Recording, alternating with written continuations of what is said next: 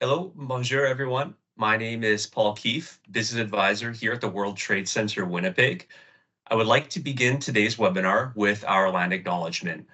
We acknowledge that we are gathered on the lands in Treaty 1 territory and that Manitoba is located on the traditional and ancestral lands of the Anishinaabe, Anishinaabeg, Innu, Denisulane, and Dakota Oyat nations.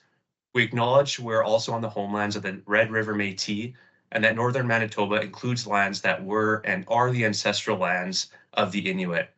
The World Trade Centre Winnipeg team respects the treaties that were made on these territories and acknowledges the harms and mistakes of the past and present throughout our nation.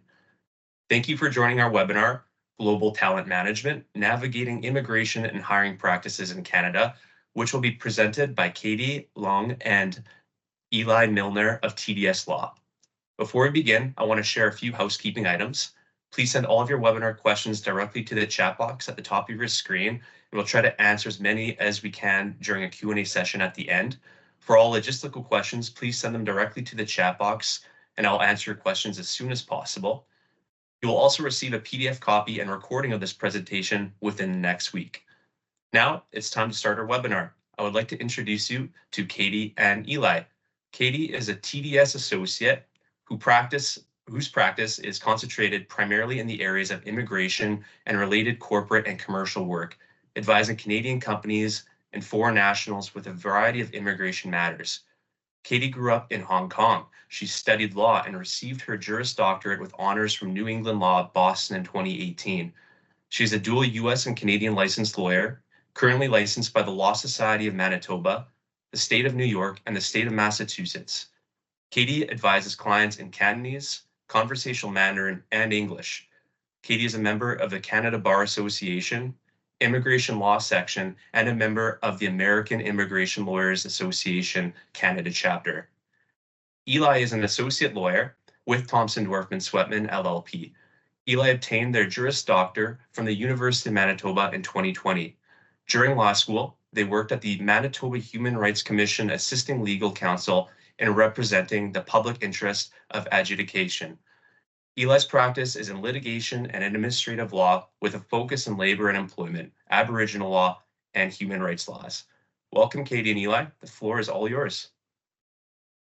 Thank you very much for the introduction, Paul. As Paul mentioned, my name is Katie Leung. I will go ahead and get started. As you can see on the screen, there's the agenda. We're going to start with the immigration portion first, and then I'll turn it to Eli, who will then talk about more on the employment side. Okay. So the first thing that generally employers come to ask us is, how do we know whether or not you're hiring a foreign worker? So one of the easiest trick and one of the tips that we generally give to employers is to ask, when you're employing someone, you always have to kind of ask them for their social insurance number. And if the worker gives you a number that starts with 9, that's usually an indication showing that that's a temporary foreign worker. So that's a good indication then for you to ask more questions like, can you show me a copy of your work permit or study permit or document that shows that you're authorized to work in Canada? And it's very important for you to make sure that you review, like you have a copy of it on file, as well as you want to review it to make sure you diarize the expiry date of when that work permit expires. Because obviously when that permit expires, unless they have applied for an extension, unless they're on maintained status, if not, then they will no longer be able to have authorization to work in Canada.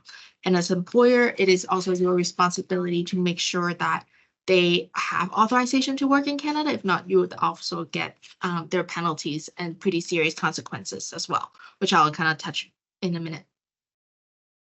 So for those who are not familiar with working with foreign worker, there are really 3 main types. And I'm showing it, and I'll have some examples of what they look like in a minute on the slide, so then you can have a sense of what they're supposed to look like. So it's not like someone just kind of handed you a piece of paper and you have no idea if that's actually accurate or not. The most popular type is called like a work permit, and there's different types of work permit, but there is the closed work permit, which usually outline the name of the employer. It will have the name of the employer there, and then the occupation that they are required, that they can do, as well as like location. If they have a closed work permit, you probably would already know about them because you will have to usually go through the process with them in order for them to get the work permit. So chances are, if this is a new temporary foreign worker coming to you, then they will have an open work permit, and it will also say that you can. And I'll again switch to the next slides really quick, so you can see on the left side of the picture. And as Paul mentioned, this I believe the slides will be shared with them, so you'll have a copy so you can see. But it also say open under occupation, so that's when you know it is an open work permit.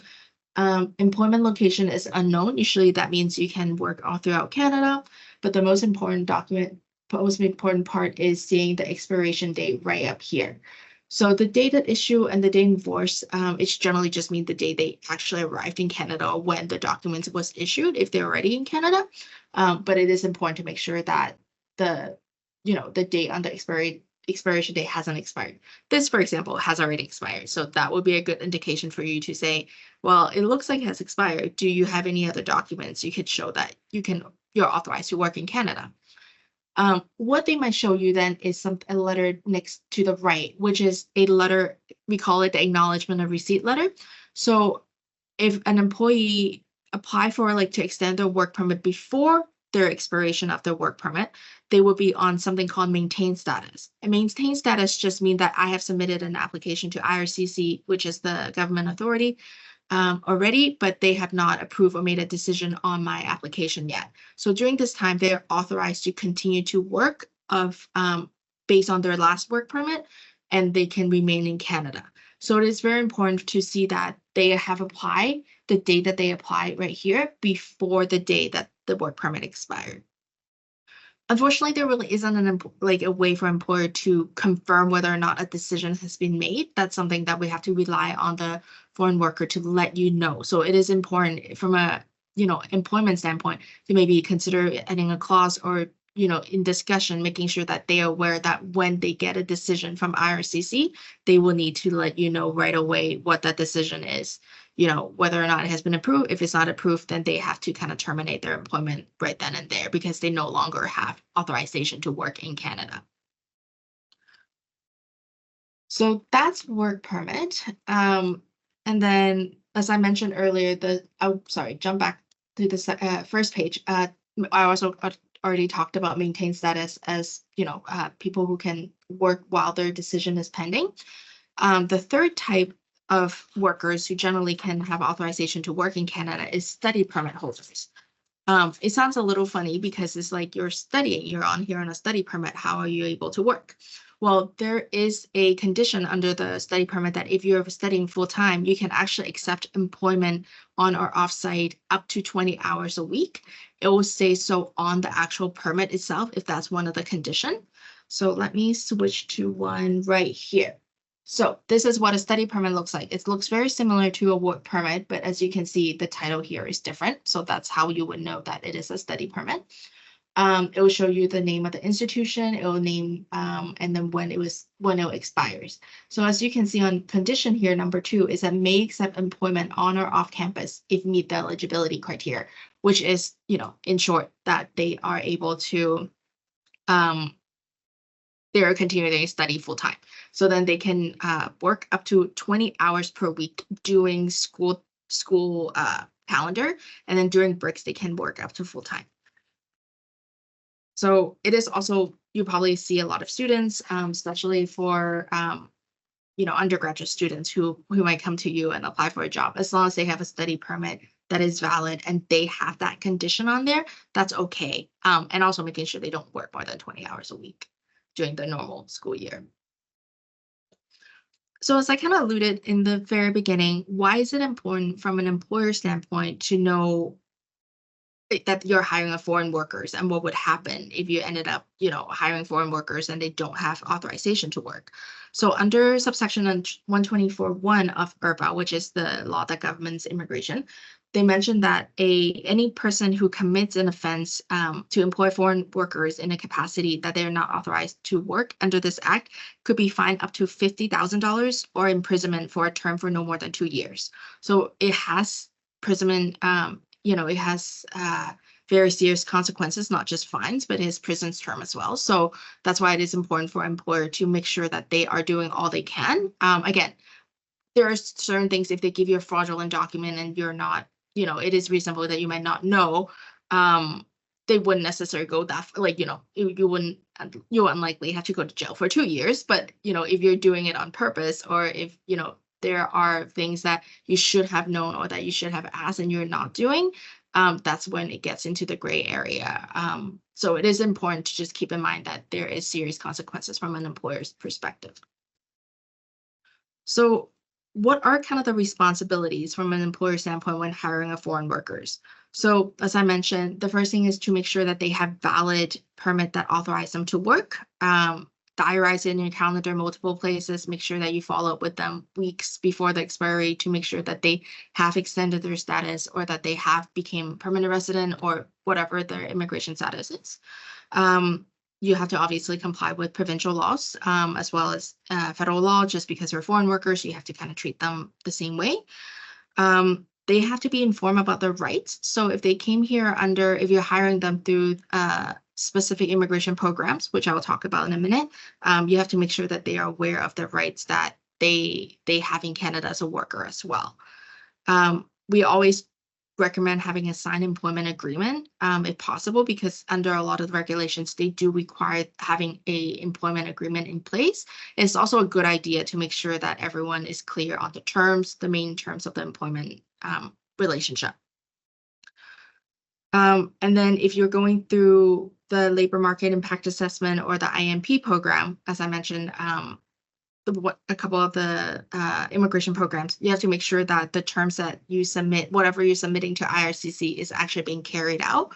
So for example, if you're going through the LMIA process, the labor market impactments process, and you're saying, I'm going to hire this cook and I'm going to pay them $30 an hour. And then when they actually come here, you decide to only pay them $15 an hour. That's not okay, right? Because then you have to make sure whatever you're saying to the immigration office while their application is being processed and all the information you provide truthful, is also being carried out and being done. And then lastly, just making sure that they are, as an employer, you're providing abuse-free workplace and access to health services if they get injured or fall into place. Doesn't mean you have to have a whole medical clinic in your office or your platform or anything like that. It's just making sure that they have accessibility. So like if they need to have a phone to call 911, they can. They're not, they just have ways that they are able to get help if they need to.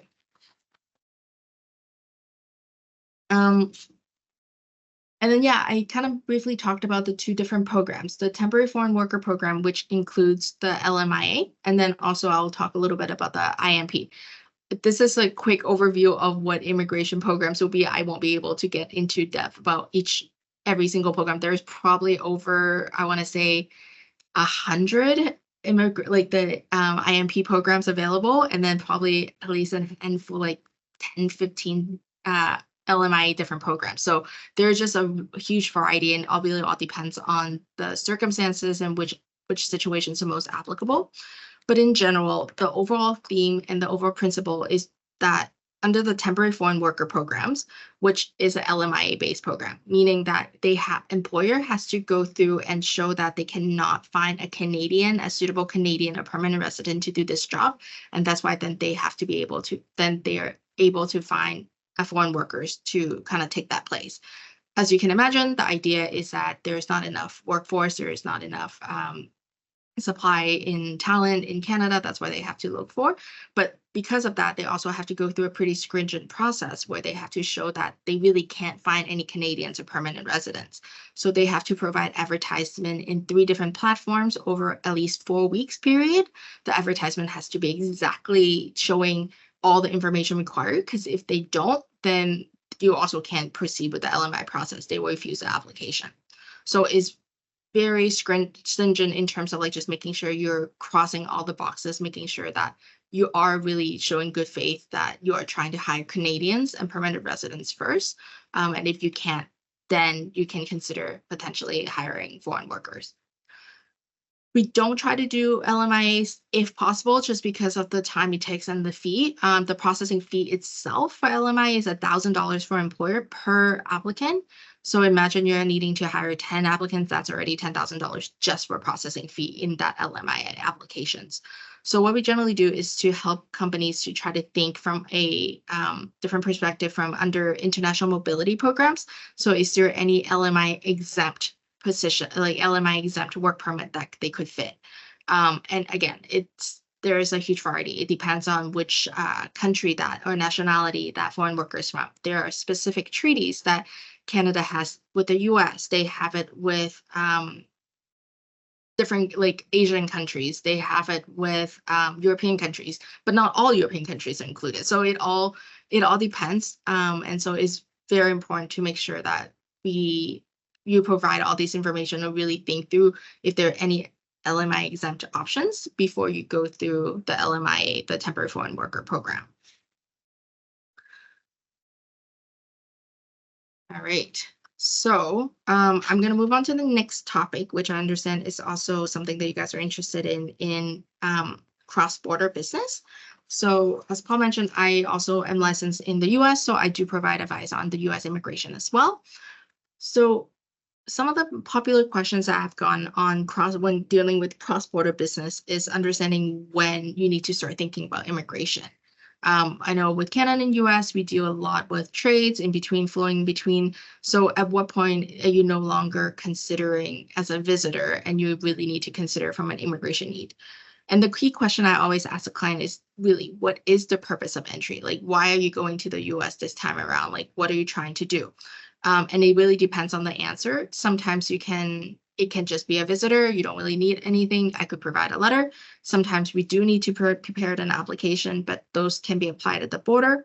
Or times when we're like, no, we have to apply this with the US government, which is the USCIS, and they would take weeks or even months or even longer to process. So really depends on what is the purpose entry, what is kind of the intended goal for your company in the future as well. So the most popular way for Canadians to go to US when they are on business is under the B1 business visitor status.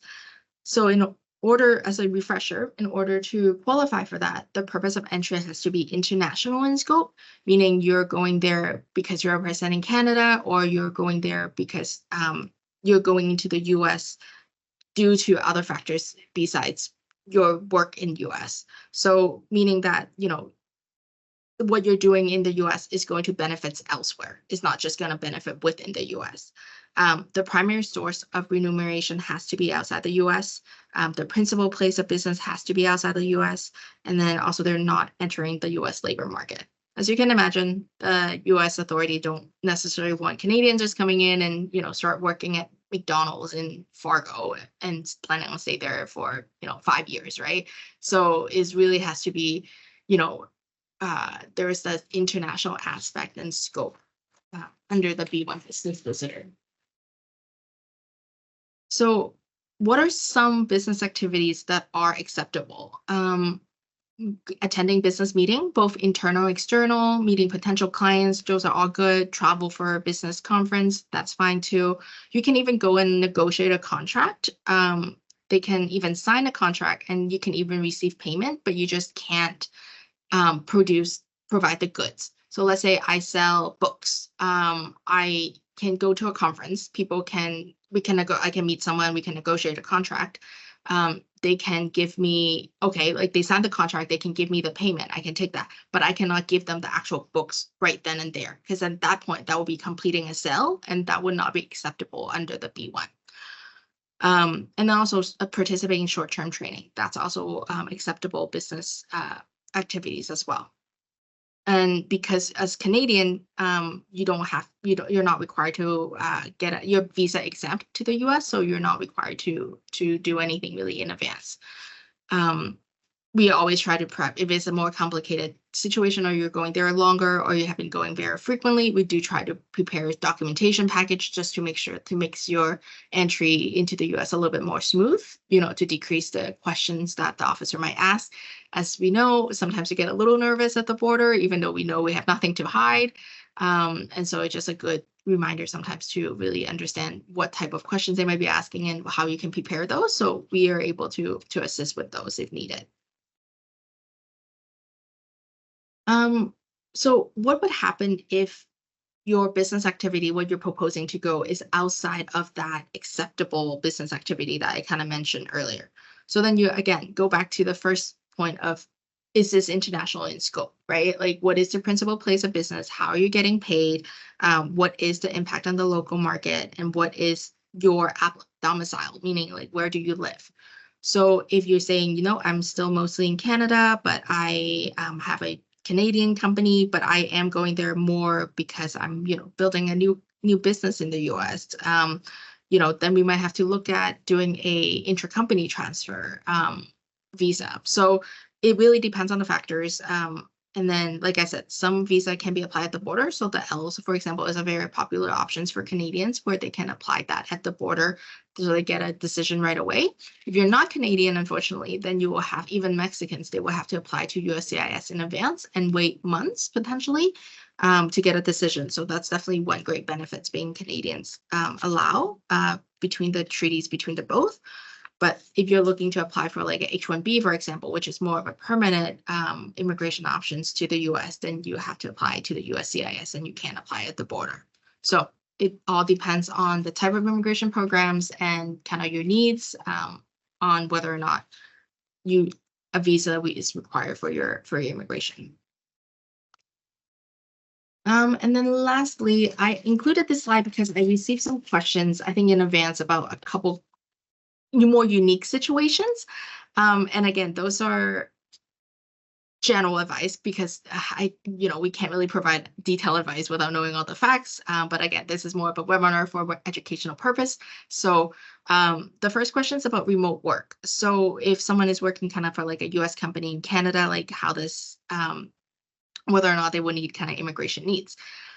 I know I hate saying this, but it really depends on kind of the employment relationship. We have to understand whether or not they are independent contractor. We have to understand, are they actually employee? Who's the employer in this case? The short-term, the B1 allows them to go to the US for short-term business visits based on those business activities that are acceptable. But it does not give them US work authorization. So again, it depends on what type of work they're looking to do in the US, what is mainly their job-based. Unfortunately, immigration, as with other areas of law, they haven't really caught up to, 2024, and they still don't have a lot of clear guidance on remote work. So it is still, when we talk to the border agents and as we talk to USCIS, their advice has still been just that we'll look at all the factors and then we'll have to make a decision at that point. So there's no clear cut one way or the other, but it is also very fact specific. The other question I got was about truck driving, where if someone's delivering goods from or to the US, like what immigration needs they might need. So the general principle is that if a goods is entering or leaving the US, it has to remain in that international stream of commerce. So imagine if I have a truck full of goods, you can go ahead and you can drive from Canada and deliver it to the US, or you have to go to US and you go from US to, you have your goods in the US and you're coming to Canada to deliver the goods, that's fine. But the problem is if you have the goods, let's say from Canada, and then you're driving into the US to deliver, but then you also pick up something in the US and you go to a second destination within the US to drop it off, then that second leg is not okay. Then that would be considered work. So if you go from, let's say, Canada to Fargo to Target, and then you drop off the goods to Target, and then from Fargo, you decide to make a trip to Chicago and drop off more goods there. The second leg, if it's not part of all, one contract or one kind of stream of the flow, you're picking up kind of like a second contract. So then you're really kind of in a way competing with truck drivers from, within the US who's doing delivery between Fargo to Chicago, right? So that's kind of how US immigration sees it, is that there's that break in time. Again, very fact specific, it really depends, but that's the nuances that requires for immigration considerations on whether or not those are acceptable. So I think that's about my summary of quick rundown of immigration law on, both cross-border as well as when you're hiring temporary foreign workers in Canada, what are some considerations you need? And I'll take any questions kind of at the end during the Q&A session. So I'll kind of turn it over to Eli. Thank you, Katie. Hi, everyone. I'm Eli, and I'm an employment lawyer with TDS. So I'm going to take you through some employment law fundamentals. Next slide, Kate. She's going to handle the technology for me. So these are the topics that I intend on covering today. These topics highlight some of the key areas in employment law, but many of these can be and often are some seminars all on their own. So I don't blame you if you still have questions at the end. But my goal today is to help give you or ensure that you have a foundation of knowledge to start from in employment law, and to ensure that you're aware of issues that can arise on these topics and help you to avoid potential liabilities. Next slide. So the starting point is always employment standards. The Employment Standards Code in Manitoba is Manitoba-specific legislation, and it's important because it applies to many aspects of the employment relationship. So it's the starting point. It sets the minimum standards or the floor for the terms and conditions of employment, and you can't go below this floor. You can't go below these minimum standards. Employers need to stay updated because this legislation is often changed, and any changes do have an impact on your employment relationships and policies. For example, the province may increase the number of weeks that an employee can take for a specific type of leave of absence, or recently a statutory holiday was added, and you need to be aware of those changes. I'll expand on what I mean by independent contractors, but the code applies to employees, not independent contractors. The legislation in other jurisdictions, sorry, if you just go back, Katie.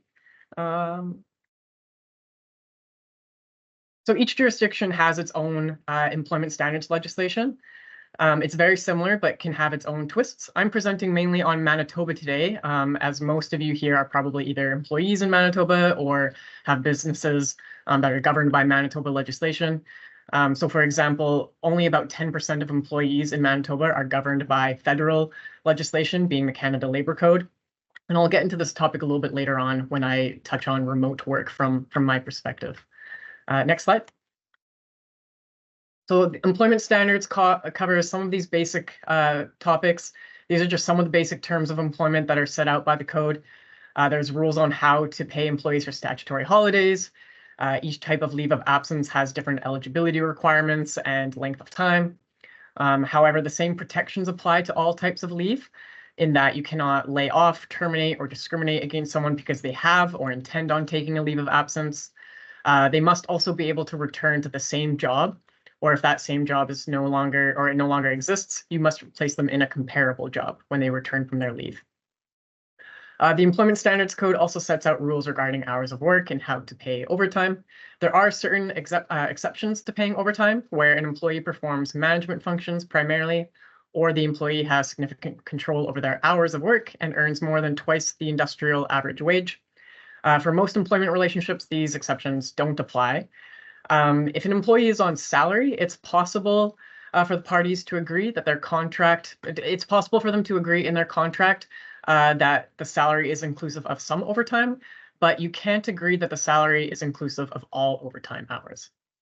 Both employees and employers often misunderstand the exceptions to paying overtime. Sometimes you have an employee who claims that they're entitled to overtime, but they're truly a manager and they're not entitled to it. Or sometimes we see employers who don't think that someone is entitled to overtime, so they haven't been paying them because they think they're a manager, because their job title has manager in it, but they're actually not a true manager, so their job title is not determinative. The exposure to an employer, if you get one of these exceptions wrong, can be very costly. If you thought that an employee was not entitled to overtime, but they actually are, you could have to pay a substantial amount of past overtime wages. The Employment Standards website contains a lot of really useful resources, so I highly recommend that you go and check out that website. They have lots of fact sheets and guidelines and very useful information. Next slide, Katie. Before moving on, just to make you aware, there is a complaint procedure under employment standards. Employees can make complaints, and there's no cost for them to do so, and there's no formal hearing.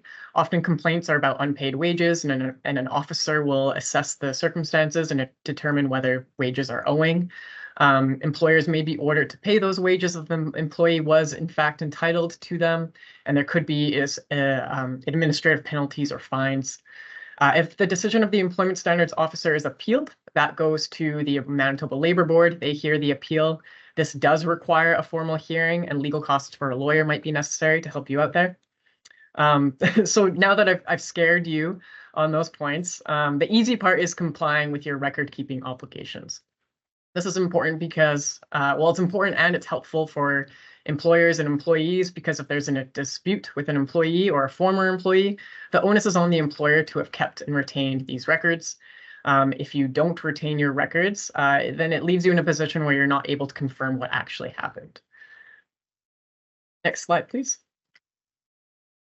So like I mentioned, there is a difference between employees and independent contractors.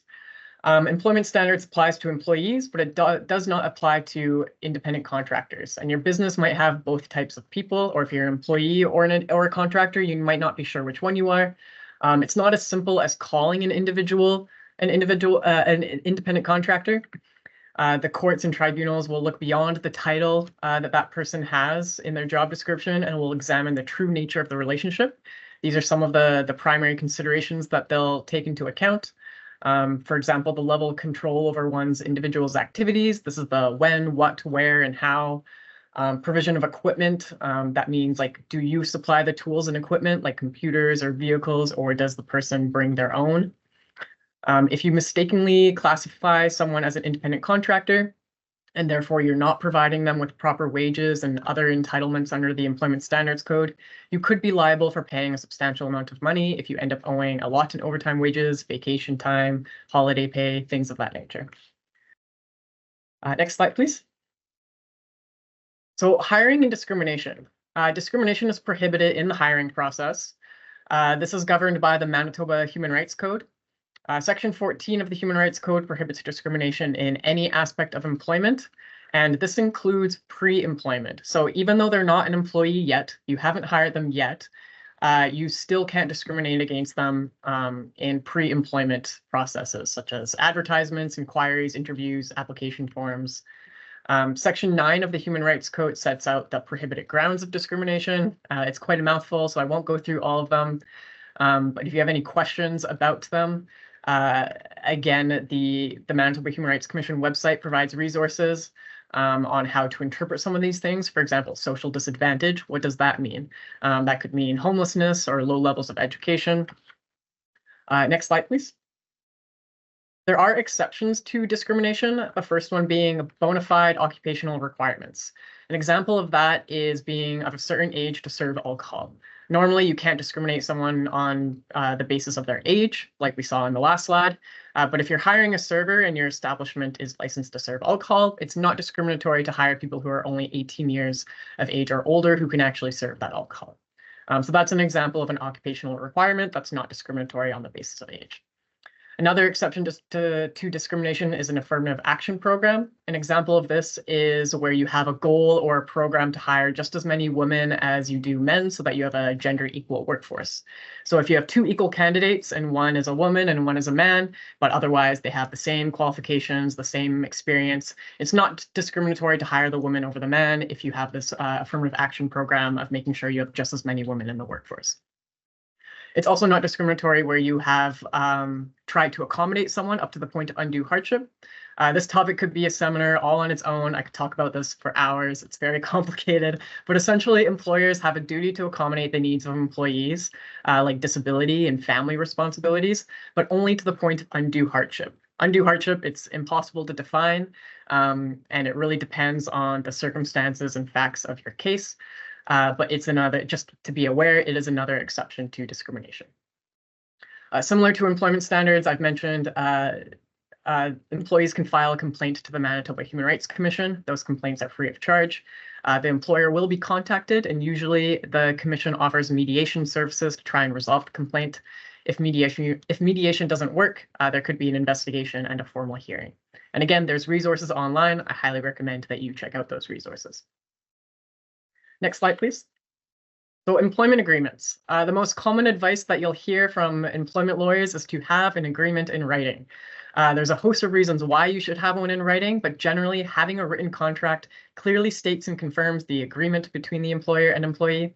This helps to avoid disputes down the road about entitlements and helps disputes after the employment relationship ends. There are some key terms that are common in employment agreements. This list is not exhaustive, though. Like I mentioned previously regarding overtime, the parties can agree that salary is inclusive of some overtime, but you need to put this down in writing in an agreement. You also need to put expectations around termination in writing, and these provisions should be written by a lawyer, and I'll explain why in a few minutes later on in my presentation. It's helpful for employers to include other terms regarding confidentiality, for example. Confidentiality provisions seek to protect your confidential information, of course, of the business, both during and after the employee's employment with the business ends. So they protect against improper use of information, especially after an employee is terminated and might apply for a similar job in the industry. Make sure that your confidentiality provisions are clear and where possible define what that confidential information is to your business. They should include an acknowledgement that by the employee that they may be exposed to confidential information, the agreement by the employee to maintain that during the course of their employment as well as after their employment. And there should be an agreement by the employee that they will return any and all confidential material after their relationship with you ends. You also may want to consider intellectual property rights. I am not an IP lawyer, but we do have IP lawyers here at TDS that can help you with that. But normally the creator of intellectual property owns that intellectual property. Therefore, in employment contracts, we often have provisions where employees who create IP during their employment is actually owned by the employer. But you have to put that term into writing. Next slide, please. So what kind of form of employment agreement works best? An employment contract, it does not need to be really long and complex. Even a simple letter of offer with 2 to 4 pages can be sufficient in most circumstances. It really depends on the position that you're hiring for. If you don't have an employment contract in writing, there are still employer obligations. But again, I recommend that you have one in writing and it must be implemented and executed properly. If you have a current employee and you ask them to sign a contract after their start date, that contract likely won't be enforceable unless you offer them new benefits, such as a signing bonus. So this is why it's important to have a contract signed before their start date and be proactive in that way. Employee handbooks are also commonly used, but be careful. Courts will consider whether the terms and conditions of an employee handbook or manual or policy book, whatever you call it, are truly terms and conditions of the employment relationship with that specific employee. Employers can't always rely on such handbooks, so be careful. Next slide, please. Term contracts. So employment agreements can be for an indefinite period of time where the employee has a start date but no end date, but they can also have a term or set duration. With that being said, you can't enter into repeated term contracts. That will just be deemed continuous employment. So if you have a 1-year term employee and you choose to renew that term year after year after year, that's most likely no longer a term employee. That's just continuous employment. For term employees, most of the contract will be the same. You can have the same non-disclosure and confidentiality provisions that you would have in any other employment agreement and those apply to term employees just as they would to employees for an indefinite period of time. Next slide, please. Discipline and termination. These are some common grounds for discipline. Again, it's not an exhaustive list. Though I really want to highlight that it's essential to investigate misconduct before you take any action, because you really need to obtain all of the facts and assess them before you decide what to do next. In doing so, it's essential to interview the employee and provide them with an opportunity to respond to the facts that you've found so far. Off-duty misconduct can include social media or social events that take place off the employer's premises. And in deciding whether or not the employee should be disciplined for off-duty misconduct, you should consider whether or not that conduct actually harmed the employer's reputation or business interests. You should consider if the conduct rendered the employee unable to perform their duties appropriately, if the conduct leads to other employees refusing to work for them, and that would impact your business. You should also assess if the conduct breached a law or workplace policy. Not all off-duty conduct is something of a concern to employers, but sometimes it certainly is. There may be legitimate reasons for misconduct as well. And you have to consider human rights elements. So for example, absenteeism, an employee not showing up for work. That could very well be culpable conduct if they don't have a good excuse, but it might not be culpable conduct if the employee is experiencing a disability, such as alcoholism. If you were to discipline them in that circumstance, that could be discriminatory. So you need to give them an opportunity to explain the reasoning for their misconduct. And if there is any human rights consideration, if they mention a disability, then discipline after that could be discriminatory. I always recommend that you apply progressive discipline. It essentially asks what is the appropriate penalty in the circumstances. Many offenses are minor and do not warrant suspension or termination right away. Instead, you need to apply progressive discipline. If the minor misconduct occurs again, then you start to build up that discipline file, and more serious discipline can become warranted after repeated instances. You should also consider mitigating factors that can include whether or not the employee was experiencing provocation, whether they're a very long service or long-term employee, whether they have any personal issues underlying the conduct, things of that nature. So again, investigate, find out the details and the facts of what happened. Next slide, please. If you do decide to move forward with termination, there's different types of termination. So termination for just cause is a very high standard, and just cause it's a lot higher than most people generally realize. Often I get calls from employers who have a situation with an employee and they want to proceed to terminate them. And after I ask them questions and learn about the circumstance of the situation, my advice is usually that they actually don't have just cause to terminate. That's not to say that it doesn't exist or it's impossible, but usually the employer has to go back and apply progressive discipline first. If you do have cause to terminate an employee, because again, it's not impossible, you don't owe them any notice or pay in lieu of notice. It just takes place effective immediately. Often, though, the less risky approach to avoid any legal dispute is to terminate a problematic employee without cause. And without cause, you give them their notice of termination or pay in lieu of that notice of termination. This goes back to the Employment Standards Code. Again, that sets out statutory minimums. And it also includes statutory notice requirements. So longer employees will be deserving of more notice of termination. Shorter employees don't get as much notice of termination. Again, though, you need to have a written employment agreement carefully drafted by an employer, by an employment lawyer that sets out their entitlement to the statutory minimums. Did I skip a slide? I don't know if I skipped a slide. No, I don't think so. Okay, next slide, please. Okay, so remote work. In determining whether remote work applies to your situation, there's two different types. So interprovincial remote work, where they're traveling outside of Manitoba to other provinces or territories within Canada. The general rule is that the employee will be governed by the employment laws of the province in which they permanently live and work and perform the work. So if they're just traveling for a conference, you don't need to switch up all of your employment laws and policies. That would be ridiculous. But if they permanently live there and perform the work in another province, then the employer must comply with those provincial employment legislation of that province, even if it's only for one employee. For international remote work, employees also might become subject of the employment laws of the host country. There's several factors in determining whether Canadian provincial employment law standards continue to apply to an employee working abroad.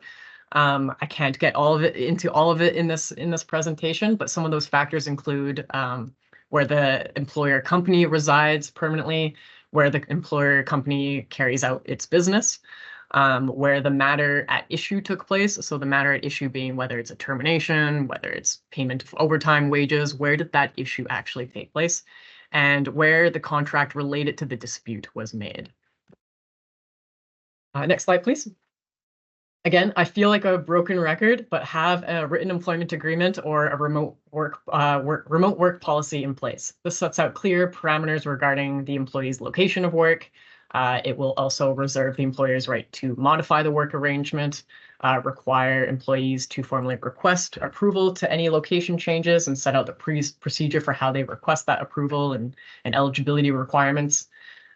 Such agreements can also detail employee responsibilities and expectations. If you're not in an office and your supervisor doesn't have eyes on you all the time, then you might need to set out extra details about their hours of availability and timekeeping. secure remote access procedures and expenses. You also want to set out employer responsibilities for providing technical support, equipment, and expense reimbursement. You may also want to adopt information handling practices, going back to confidential information again. Maybe they're using their personal laptop, and that becomes important. And you may want to adopt reasonable electronic monitoring in line with privacy laws. I'm not a privacy lawyer. I won't pretend to be, so I can't get into that. There are some mechanisms that do breach privacy laws, though, so I highly recommend you talk to a privacy law lawyer before doing anything like that. So subject to any questions, those are my employment law fundamentals for now. I think I saw some questions in the chat. Yeah, awesome. Well, thanks so much. First off, that was chock full of information, and yeah, thankfully we've got the slides and they'll get the recording because I know it could probably be a lot to take in. So yeah, we have a couple of questions here in the chat. I'll ask the first one, and then while you're answering, I'm going to also put in our upcoming webinars so our participants can check them out. So first one, what about having a driver that is not Canadian to bring a load to the USA? So I think that question is probably meant for the immigration I for believe me, so, yeah. I'm assuming. Yeah. So it depends on which country this driver is from. I'm assuming in general, in order to enter the US, you need some type of valid visa. So if they're not Canadian, I'm assuming, let's say they're from, I don't know, I'm just picking a country out of my head, Japan, let's say, they will likely have to apply and obtain a B1 visa before they can enter the US. They can still potentially qualify under B1 business visitor, but they need to have some type of valid visa before they can enter the US. So, and unfortunately, the business visitor visa backlog is really bad in the US right now. It's taking close to like 2 years for an interview if they don't qualify an interview exemption.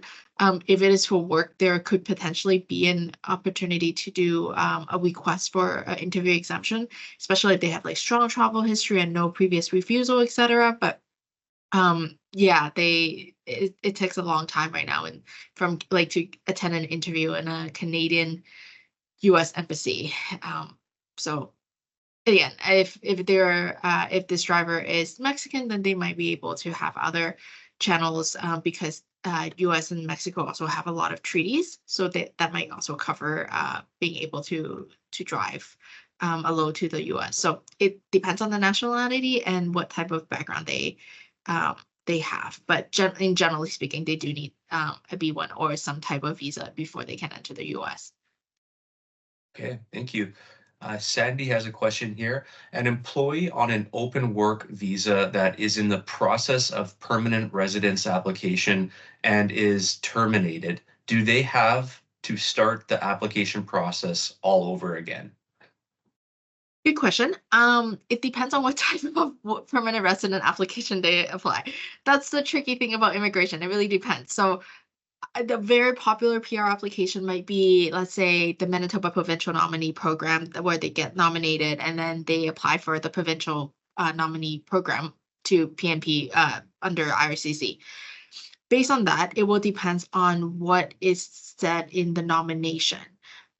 Whether or not in that nomination application they have whether or not the employment is restricted. And then if it is restricted, because then that means they had to only work for that employer. Okay, I see Sandy might be typing, so I might get some new information. Okay, not the nominee program. Okay, can you give me a hint on what that PR program might be so I can give you a more specific answer?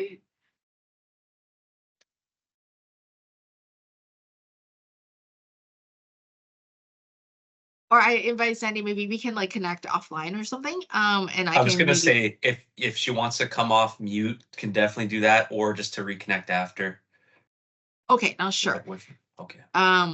So yeah, it would depend. So like for example, other programs could be like let's say a spousal sponsorship, right? Like so they would have an open work permit and then they already applying for PR. But so even if they don't if they terminate it from the job, that shouldn't impact their PR application, because the basis of their PR, their permanent resident application, is being a spouse of someone, being a spouse of Canadian citizen or permanent resident, right? So it really depends on what basis that permanent resident application is under. Can you hear me? Yeah, I can hear you, yeah. Cindy. So yeah, I'm not sure. I know for sure it wasn't the nominee program, but we did have an employee. It was just a very difficult situation. After many warnings, we had to terminate the relationship. But we were made to feel very horrible that this person said they would have to start their process over, and just weren't sure. And just going forward, it would be nice to know where we come into like an employment contract, that we know what we're getting ourselves into in that sense. So that's where we just need a little more clarity, and maybe we can do this after this is over, but we're definitely feeling like we need some clarity in as far as what the different applications look like and what responsibility is on the employer once we do enter a contract with an employee. Yeah, no, and we can definitely talk offline, but just off the, just right off the bat, as an employer, you don't necessarily have responsibility, because I mean, ultimately it's your employment contract with them, right? Like once you, if it doesn't work out, right, then you terminate that employment.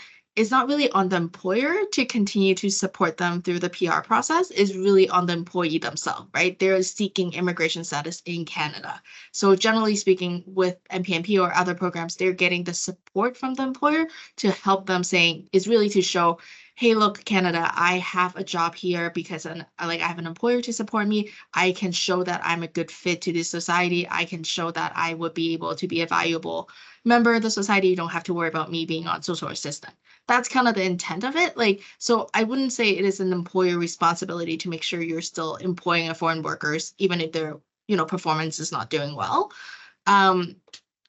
If you hire someone under like the LMIA or like the labor market impact assessment program, then you might have a duty to notify them that the the relations have been terminated. But it doesn't sound like, because he said it was an open work permit, so it doesn't sound like that was the case. Yeah, so our understanding would be that you just go and you find yourself another job, and then your application continues, and then we're kind of made to think otherwise. So, and we weren't sure, like this is kind of hearsay. So I was like, oh, we really need to find out how this all works.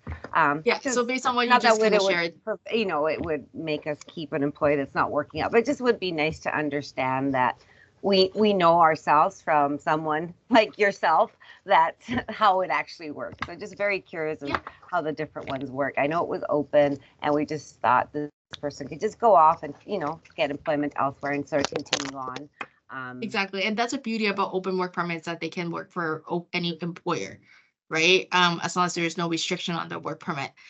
Even when it's a closed work permit, let's say you terminate them, that doesn't mean that they have to pack their bags and leave Canada right away if they don't have their expiration, like if their work permit's still valid for a year. So just kind of keep that in mind. So I know, during that time, the difficult time with when you're ending an employment relationship, things might come up, like, that for them is probably a big thing. But yeah, from an employer standpoint, I don't feel like, I'm not sure where, again, the type of PR, but there is no responsibility from your end to make sure you're keep employing someone just if it's not working. No, I understand that part. It just be nice to know what the repercussions, like, you never want to put someone in, if it had to happen, it had to happen, but it just, we just didn't quite understand how, they might have to leave the country. Like, we definitely don't want to do that. And, but it would just be nice to understand how it works. So thank you. Yeah, no problem. So it looks like Trevor had a bit of a comment there, but you got your hand up. So if you want to go ahead. Sure. I do have a question, but just in reference to that, I teach English and work with newcomers. So I'm not an immigration consultant. I'm not a lawyer.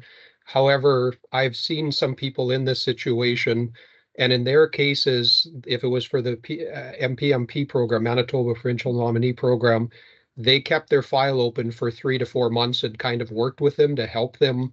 It wasn't that their file was closed immediately and then they had to start. But some newcomers I know don't understand the process either. And so they may apply pressure or get emotional in these situations because it is a big deal for them. But the government officials do work with them to not just say, okay, now you have to leave. They try to give them some grace in a few months to look for other work and try to get that set up, from what I've heard from newcomers. Yeah, definitely second on Trevor. MPMP is very reasonable, actually. They there's the MPMP, which is provincial, and then there's the RCC, which is federal. I would say the MPMP is a lot more reasonable, where RCC, if you submit something without a signature or you miss a box, they could return the application back to you. But MPMP, generally, they will work with you because they want, they support employers here in Manitoba, right? They want to make sure that the jobs are being filled and the workforce are, we're bringing in the right talent. So. And Trevor, did you want to ask your question that you put in the chat, or do you like me to? Yeah, no, I could do that. So again, I work with a lot of newcomers. I know of different ones that have chatted with me of, abuses in the workplace, but they just suffer silently, or they just leave and go into something else. If there's a workplace that's I know consistently 2 or 3 different people have chatted with me over a period of time, is there any actions that can be taken against that employer?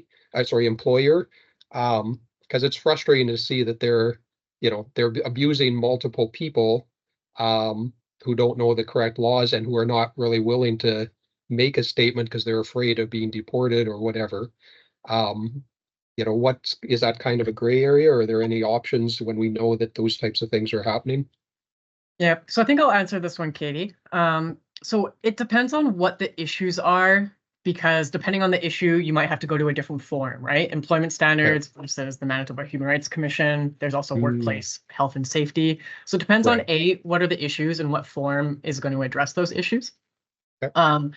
For employment standards, it does say that an employee has to make the complaint. I'm not sure if there's any other way around that for employment standards. For the Manitoba Human Rights Commission, I know that you can file a complaint on behalf of someone else. So, for example, parents file complaints on behalf of their children all the time. But if the person is of the age of majority, I think you need their consent. And if they don't want to go through that process, they might not appreciate you filing a complaint on their behalf. So they should be on board. If they're worried about reprisal and experiencing, more unfortunate circumstances, reprisal is protected under the Manitoba Human Rights Code. That if you file a complaint while you're still a current employee and then then you're terminated, for example, they do protect against reprisals. And then workplace safety and health. That one, you do not have to be an employee by the company to file a complaint. Anyone can report unsafe work conditions. So again, it depends on what the issue is and which forum or body is going to target that conduct by the employer. If it's unsafe working conditions, anyone can report that to workplace health and safety. But then it starts to get a little bit more limited from there when you go to the commission or employment standards. Thank you. That helps clarify. Appreciate that. I'll just add one thing too. If they're foreign workers, if they're here on a work permit, they can also notify RCC because RCC are very interested in knowing things like this. You can contact them online. If you just type in report abuse of foreign workers on Google, it would take you directly to a link, and then it gives you online information, how to do it online, how to do it by phone. IRCC do take them really, really seriously. So they could it gets to a point, if it gets so bad, that they will stop issuing work permits for this employer, and also they will be put on a blacklist. And from a foreign worker perspective, if they have those situations, they actually can apply for an open work permit under abuse foreign workers type of thing. So they then don't feel like they have to continue to work for this employer. So IRCC have mechanism in place to kind of make sure they're protected. Excellent. Okay. That's amazing. Thank you. Yeah, appreciate that. Okay. I think that's it for questions. And we're kind of right at the hour, so the timing was was perfect. So if that's all we have for today, we'll close things off. Thank you so much for everyone attending. Thank you, Eli. Thank you, Katie, so much, and TDS Law for doing this webinar. I think there's a lot of value. Again, their contact information is here. Please reach out to them directly if you have any further questions. I know it's you like the answer. It depends. I'm sure you probably have to dish that out a lot. So you know, if you need help on your specific situation, don't hesitate to reach out to them. And yeah, that's it. We'll close things off for today. Thank you so much. Have a great rest of your day, everyone.